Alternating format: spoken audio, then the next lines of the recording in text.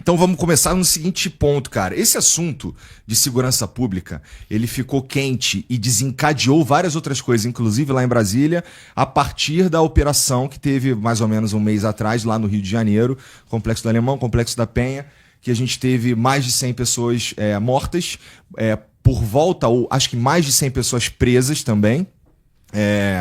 E ela, de certa... Bom...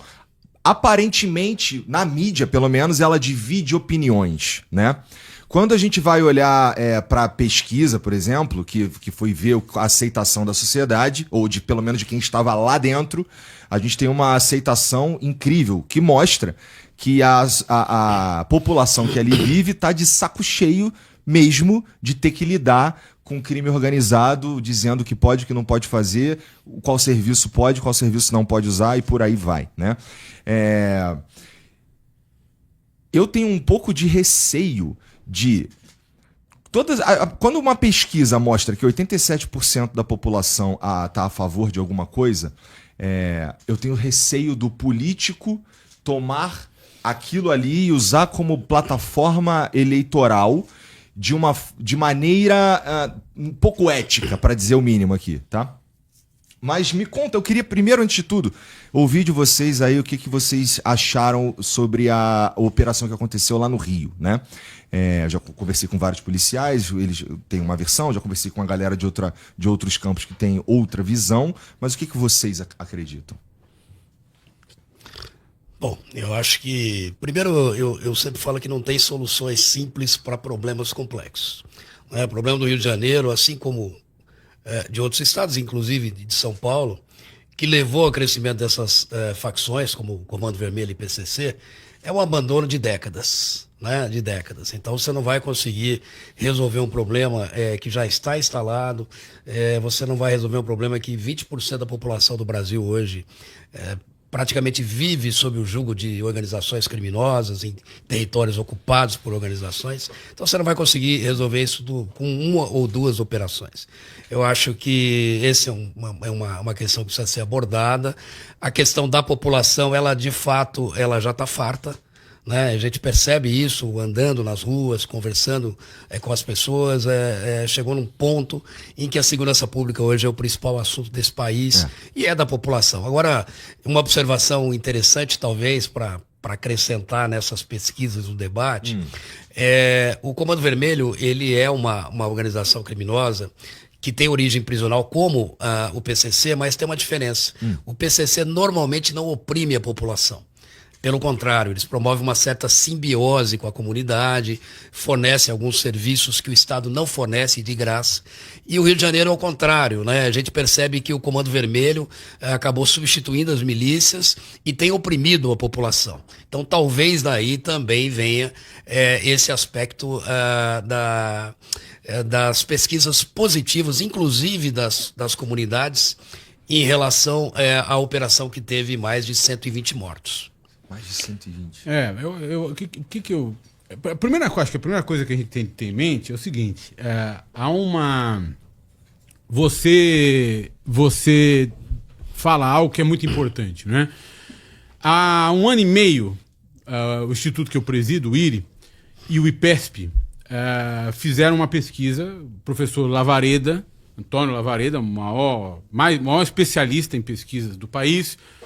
Nós produzimos uma pesquisa que demonstrou que segurança pública é a preocupação número 1 dos brasileiros.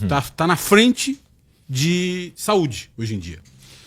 O que significa que as pessoas se sentem inseguras. O número é 41% das pessoas. O número de 1 ano e meio atrás. Piorou. Tá. 1 ano e meio atrás, 41% das pessoas no campo se sentiam inseguras. E na cidade, 38%. Cidade que tem bastante polícia. Né? Nas capitais, sobretudo. Isso mostra o tamanho da preocupação que as pessoas têm com segurança pública e, ao mesmo tempo, a expectativa que elas têm de uma ação do Estado, que o Estado resolva esse problema. E aí você tem os políticos olhando para isso. O que o político faz? Qual que é a do político? A do político, basicamente, é ter poder político. E como é que você tem poder político? Com voto. Bom, você começa a olhar que as pessoas estão preocupadas com aquilo, você tem que endereçar essa preocupação de alguma forma. Tem a maneira fácil e tem a maneira difícil. A maneira fácil é basicamente você ficar pendulando nos dois argumentos, de uma parte da direita e de uma parte da esquerda. Qual que é o argumento da parte da direita? É tiro, porrada e bomba. Uhum. É a necropolítica, é matar. Porque isso aí, o corpo estendido no chão, é um resultado.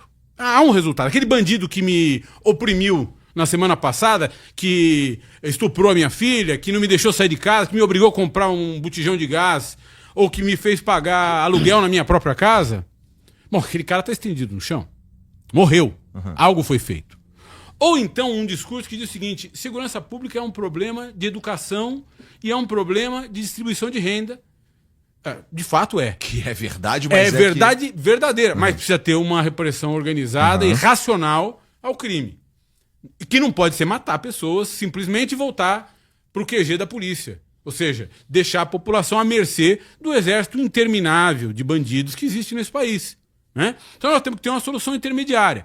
E essa solução intermediária, que não é matar, nem simplesmente fazer carinho em bandido, dizendo, tadinho, você foi desprovido do básico, por isso você se tornou bandido e eu vou te pegar no colo.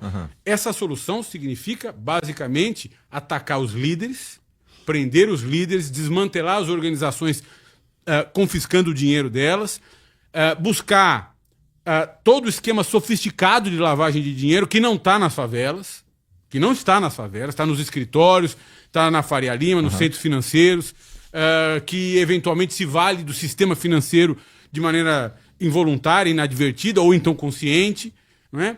E, sobretudo, precisa de enquadramento regulatório. O que significa isso? Nós não podemos entender que essas organizações PCC e Comando Vermelho são organizações criminosas normais. O Lincoln tem dito há anos e já ganharam status de máfia. Já são máfia.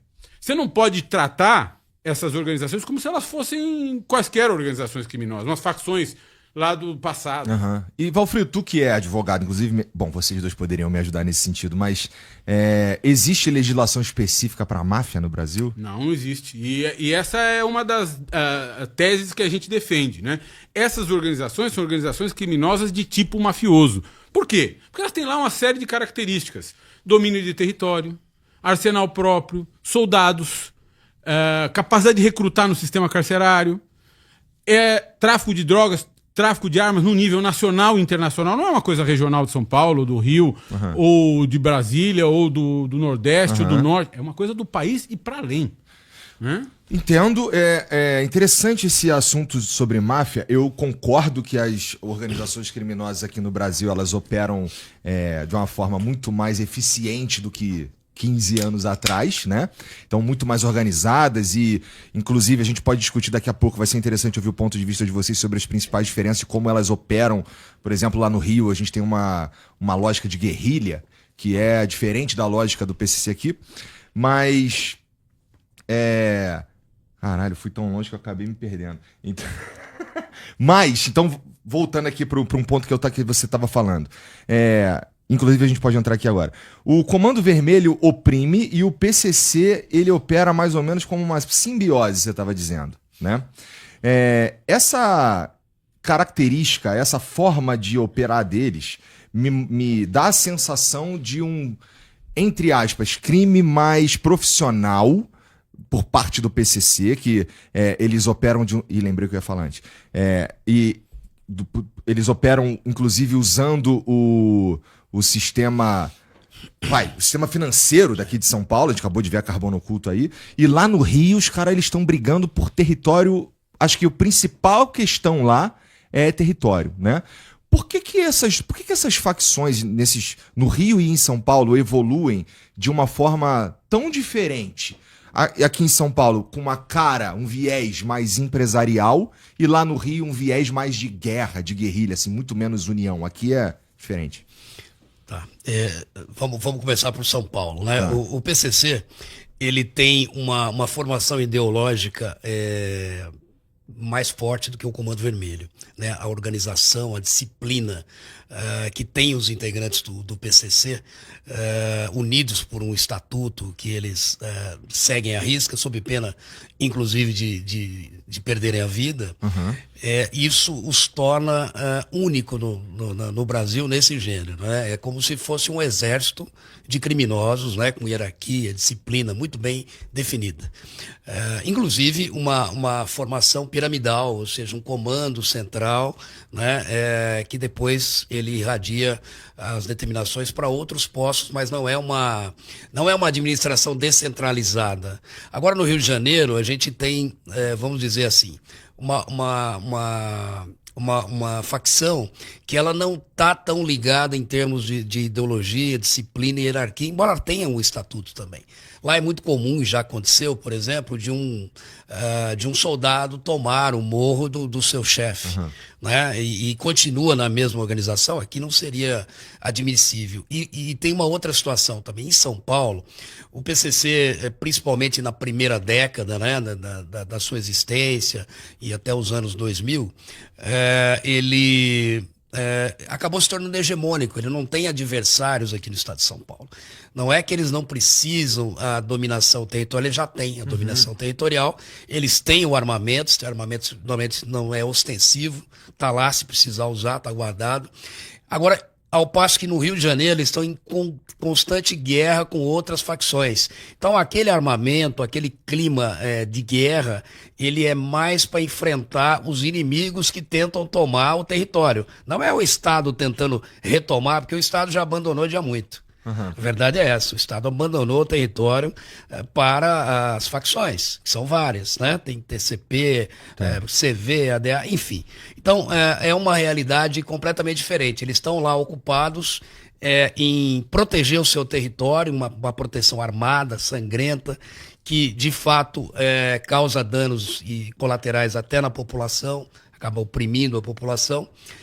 E faz com que eles tenham um atraso, na minha opinião, na questão de sofisticação, de crescimento como organização e de lavagem de dinheiro. O PCC passou dessa fase. Ele suplantou a fase de ter, né, que ostentar fuzil, de que parar o Estado de São Paulo, como foi em 2006, por exemplo, né, em maio, e para hoje eles estarem numa fase de lavagem de dinheiro estruturada, com a infiltração na economia formal, com a infiltração nos poderes, né? Então a gente vê aí influência na política, nos poderes, inclusive no judiciário, no próprio Ministério Público, nas polícias. Quando a gente fala de influência nos poderes, a gente inclusive sabe, não que você precise dizer, Lincoln, mas a gente sabe nomes.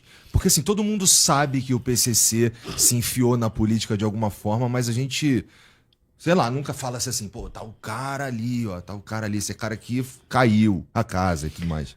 Olha, a gente não tem nomes assim para dar, mas na verdade o PCC já foi dito, olha, nós vamos eleger um deputado, já tentaram, eu inclusive tinha conversas na época do Marcola, gravadas, de líderes do PCC, de candidatos inclusive se oferecendo, né, para ser financiado por eles e defender a causa, vamos dizer assim, em Brasília. E a resposta foi o seguinte: para que nós precisamos de 1, 2, 3 deputados que não farão nenhuma diferença em Brasília?